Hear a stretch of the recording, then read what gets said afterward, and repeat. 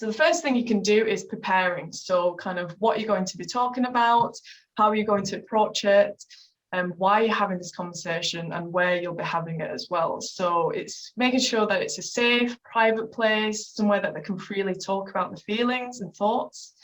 And something simple like asking them how they are doing. So I think we're quite used to day to day just going, how are you doing? Yeah, I'm fine. But it's actually sitting down and going, I've noticed that things haven't been, you haven't been yourself. Would you like to have a chat about it?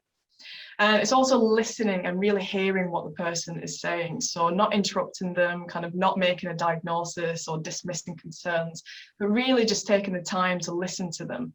This might be the first time that someone has actually approached them about kind of how they are and kind of noticing a change.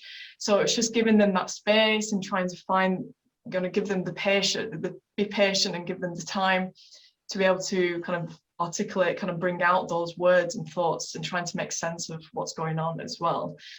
And it's trying to be objective. So kind of it's about the person and their well-being. So it's, not to take into account the role, but just having that conversation where they can really express how they're feeling as well. And don't try to fix the situation as well. So I think quite often we might try and find solutions and think there's hundreds of things we can do to help the person.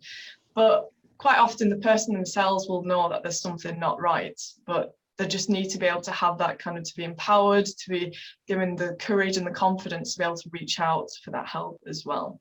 And then once you've kind of had that discussion and that chat, it's maybe agreeing about what you can do next. So maybe you'll organise another chat in like a week's time, or maybe you'll book a GP appointment together, or maybe you'll say, oh, shall we go for a walk this weekend? Do you fancy just getting out and about?